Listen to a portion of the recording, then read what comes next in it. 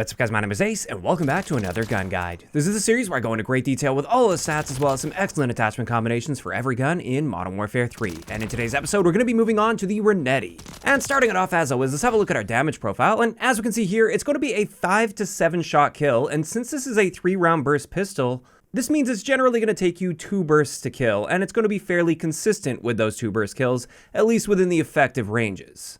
Additionally, when it comes to headshots, we can cut this down to a 4-shot kill in the maximum damage range by mixing just 1 headshot in combined with upper torso shots, but at the end of the day, it's still going to be a 2-burst kill in that case, and therefore I often find it's best to just aim for that center mass and get that 2-burst kill anyway, rather than risking missing some shots while trying to hit the head, and therefore requiring a 3rd burst. As for our rate of fire, this is roughly 833 rounds per minute with a roughly 90 millisecond burst delay. Now keep in mind these are hand-tested values, not the coded values in-game, and it is pretty difficult to get absolute exact values when we're talking about burst guns. Now in saying that, I'm definitely within like a few milliseconds here, so even if this is off by a few milliseconds, we still get a general indication of the behavior of this. And what this means is our time to kill potential with a 5-shot kill is 378 milliseconds, which honestly isn't a great time to kill in this game, and that can spike all the way up to 612 milliseconds with a 7-shot kill. Now, we do have triggers that can change our rate of fire a little bit, but based on the testing that I've done here, it appears to just affect our burst delay rather than the rate of fire within each burst.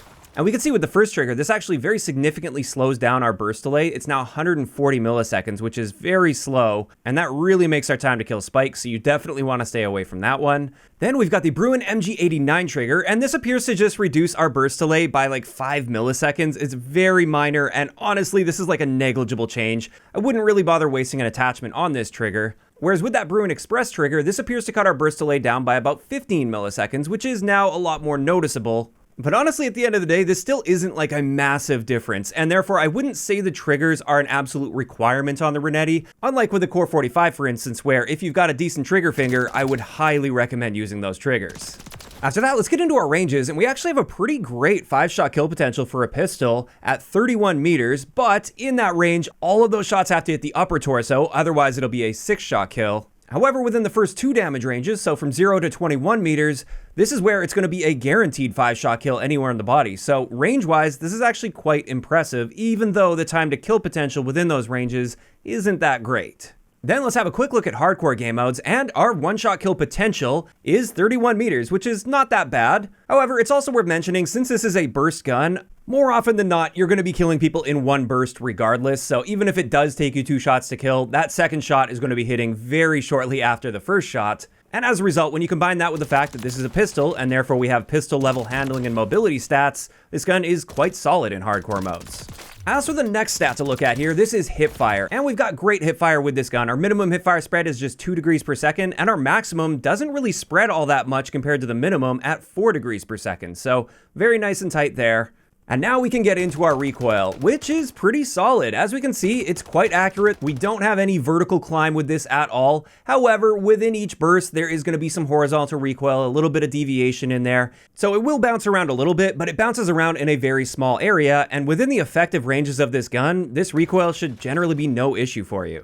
Then let's take a look at our aim down sight time, which is very fast at 150 milliseconds. And also, our sprint to fire time is ridiculously fast. Our standard sprint out time is 40 milliseconds, and I would argue more importantly, our tactical sprint out time is just 65 milliseconds. That is insanely fast for a tactical sprint out time, so you really just don't have to worry about running into a gunfight mid-sprint.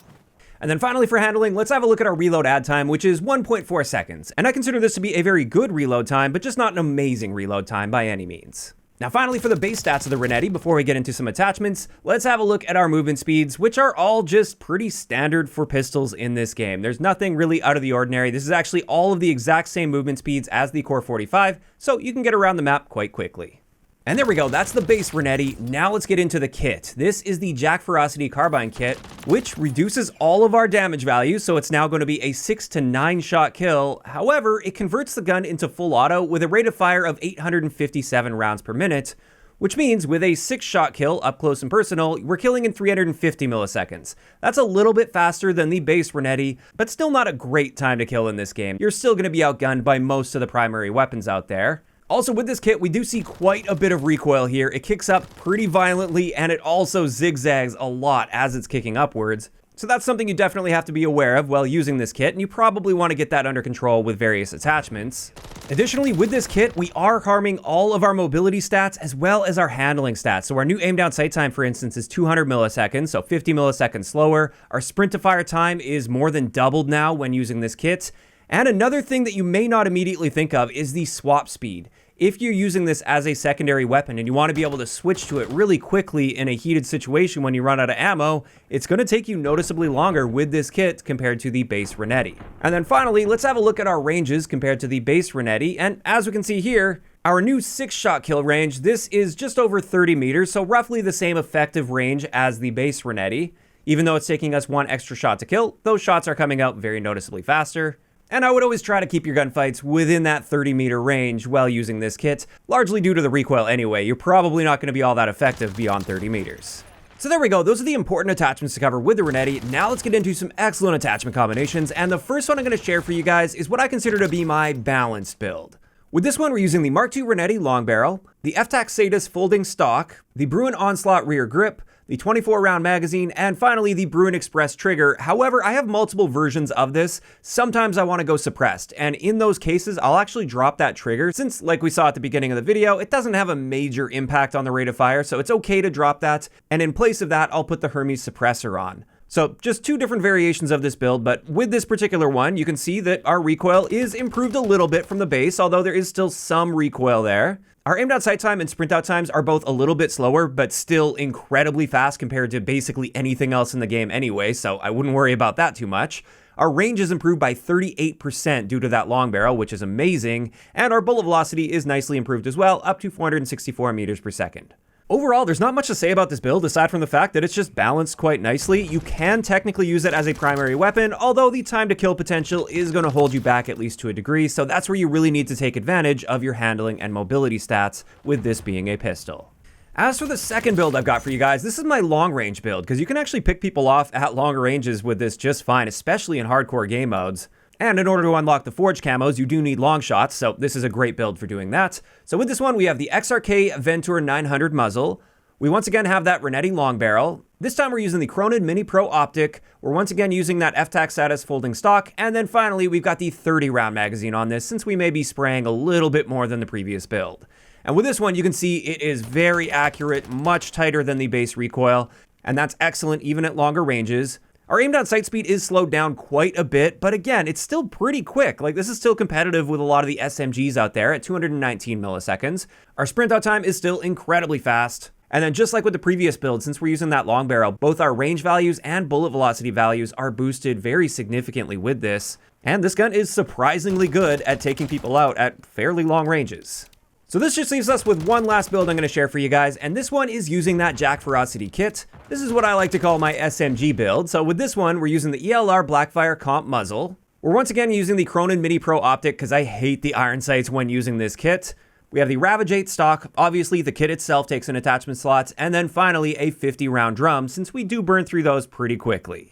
Now with this one, we obviously get that full auto fire rates, and it's boosted nicely up to 857 rounds, meaning we get a bit of a better time to kill than the base Renetti, but still fairly slow compared to other guns. Our aim down sight speed is like assault rifle level at 243 milliseconds. Our sprint out time is also slowed down pretty drastically, but then again, it's still faster than most of the SMGs out there. And then finally, our bullet velocity is boosted a bit here at 413 meters per second. And with this one, while we did cut down on the recoil nicely, it's still got a fair amount of recoil. You shouldn't be using this at really long ranges.